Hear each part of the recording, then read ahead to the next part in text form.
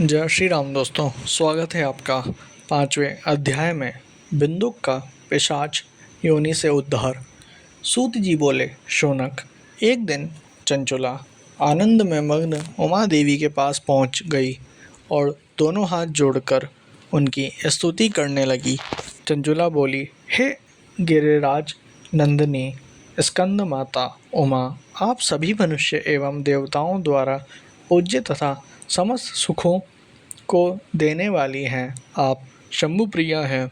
आप ही सगुणा और निर्गुणा हैं। हे सच्चिदानंद स्वरूपिणी, आप ही प्रकृति की पोषक हैं। हे माता, आप ही संसार की सृष्टि, पालन और संहार करने वाली हैं। आप ही ब्रह्मा, विष्णु और महेश को उत्तम प्रतिष्ठा देने वाली परम शक्ति है।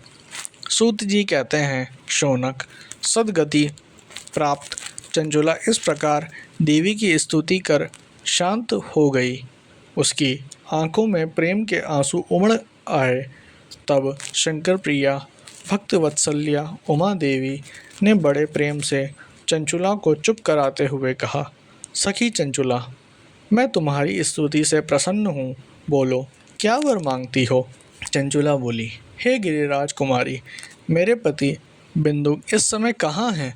उनकी कैसी गति हुई है, मुझे बताइए और कुछ ऐसा उपाय कीजिए ताकि हम फिर से मिल सकें।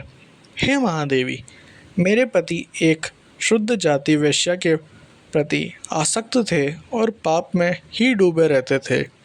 गिरिजा बोली, बेटी, तुम्हारा पति बिंदुक बड़ा पापी था। उसका अंत बड़ा भयानक हुआ। वेश्या का उपभोग करने के कारण वह मूर्ख नरक में अनेक वर्षों तक अनेक प्रकार के दुख भोग कर अब शेष पाप भोगने के लिए विंध्य पर्वत पर पिशाच की योनि में रह रहा है। वह दुष्ट वही वायु पीकर रहता है और सब प्रकार से कष्ट सहता है। सूत जी कहते हैं, शौनक, गौरी देवी की यह बात सुनकर चंचुला अत्यंत दुखी हो गई। फिर मन को किसी तरह स्थिर करती हुई दुखी हृदय में माँ गौरी से उसने एक बार फिर पूछा, हे महादेवी, मुझकर कृपा कीजिए और मेरे पापी पति का अब उद्धार कर दीजिए। कृपया करके मुझे वह उपाय बताइए जिससे मेरे पति को उत्तम गति प्राप्त हो सके। गौरी देवी ने कहा, यदि तुम्हारा पति बिंदुक शिव पुराण की पुण्यमयी उत्तम कथा को सुने तो वह इस दुर्गति को पार करके उत्तम गति का भागी हो सकता है। अमृत के समान मधुर गौरी देवी का यह वचन सुनकर चंचुला ने दोनों हाथ जोड़कर मस्तक झुकाकर उन्हें बारंबार प्रणाम किया तथा प्रार्थना की कि मेरे पति को शिव पुराण सुनाने की व्यवस्था कीजिए। ब्राह्मण पत्नी चंचुला के बार बार प्रार्थना करने पर शिवप्रिया गौरा देवी ने भगवान शिव की महिमा का गान करने वाले गंधर्वराज तुम्बुरों को बुला कर कहा, तुम्बुरों, तुम्हारी भगवान शिव में प्रीति है। तुम मेरे मन की सभी बातें जानकर मेरे कार्य को सिद्ध करते हो। तुम मेरी इस सखी के साथ विंध्य पर जाओ। वहाँ एक महाघोर और भयंकर पिशाच रहता है। पूर्व जन्म में वह पिशाच बिंदुक नामक ब्राह्मण मेरी इस सखी चंचुला का पति था। वह वेश्यागामी हो गया था। उसने स्नान संध्या आदि नित्यकर्म छोड़ दिए। क्रोध के कारण उसकी बुद्धि भ्रष्ट हो गई। दुर्जनों से उसकी मित्रता तथा सज्जनों से द्वेष बढ़ गया था।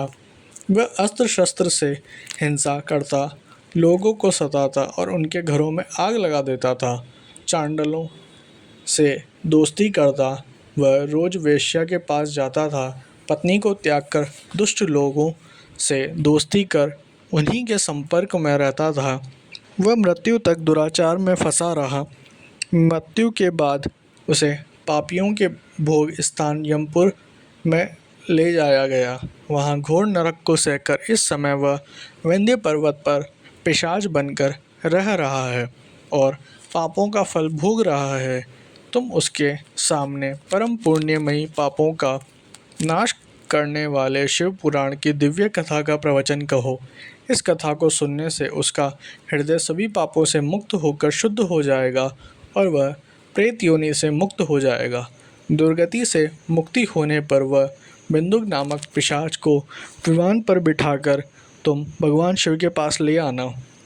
सूत जी कहते हैं, सोनक, माँ उमा का आदेश पाकर गंधर्वराज तुम्बुरों प्रसन्नता पूर्वक अपने भाग्य की सराहना करते हुए चंचुला को साथ लेकर विमान से पिशाच के निवास स्थान विंध्या पर्वत पर पहुंच गए। वहां पहुंचकर उसने उस विकराल आकृति वाले पिशाच को देखा। उसका शरीर विशाल था, उसकी ठोड़ी बड़ी थी। वह कभी हंसता, कभी रोता और कभी उछलता था। महाबली तुम्बुरों ने बिंदुक नामक पिशाच को पाशों से बांध लिया। उसके पश्चात तुम्बुरों ने शिव पुराण की कथा बाँचने के लिए स्थान तलाश कर मंडप की रचना की। शीघ्र ही इस बात का पता चल गया कि एक पिशाच के उद्धार हेतु देवी पार्वती की आज्ञा से तुम्बुरों शिव पुराण की अमृत कथा सुनाने विंध्य पर्वत पर आया है। उस कथा को सुनने के लोभ से बहुत से देवर्षि वहां पहुंच गए। सभी को आदरपूर्वक स्थान दिया गया। पिशाच बिंदु को पाशों में बांधकर आसन पर बैठाया गया और तब तुम्बुरों ने परम उत्तम शिव पुराण की अमृत कथा का गान शुरू किया। उसने पहली विद्वेश्वर संहिता से लेकर 7वीं वायु संहिता तक शिव पुराण की कथा का स्पष्ट वर्णन किया। सातों संहिताओं सहित शिव पुराण को सुनकर सभी श्रोताओं कृतार्थ हो गए। परम पुण्यमय शिव पुराण को सुनकर पिशाच सभी पापों से मुक्त हो गया और उसने पिशाच शरीर का त्याग कर दिया। शीघ्र ही उसका रूप दिव्य हो गया। उसका शरीर गौर वर्ण का हो गया। शरीर पर श्वेत वस्त्र एवं पुरुषों के आभूषण आ गए। इस प्रकार दिव्य देहधारी होकर बिंदुक अपनी पत्नी चंचुला के साथ स्वयं ही भगवान शिव का गुणगान करने लगा। उसे इस दिव्य रूप में देखकर सभी तो बहुत आश्चर्य हुआ। उसका मन परम आनंद से परिपूर्ण हो गया। सभी भगवान महेश्वर के अद्भुत चरित्र को सुनकर कृतार्थ हो उनका यशोगान करते हुए अपने अपने धाम को चले गए। बिंदुक अपनी पत्नी चंचुला के साथ विमान पर बैठकर शिवपुरी की ओर चल दिया। महेश्वर के गुणों का गान करता हुआ बिंदुक अपनी पत्नी चंचुला व तंबुरों के साथ शीघ्र ही शिवधाम पहुंच गया। भगवान शिव व देवी पार्वती ने उसे अपना पार्षद बना लिया। दोनों पति पत्नी सुखपूर्वक भगवान महेश्वर एवं देवी गौरी के श्री चरणों में अविचल निवास पाकर धन्य हो गए।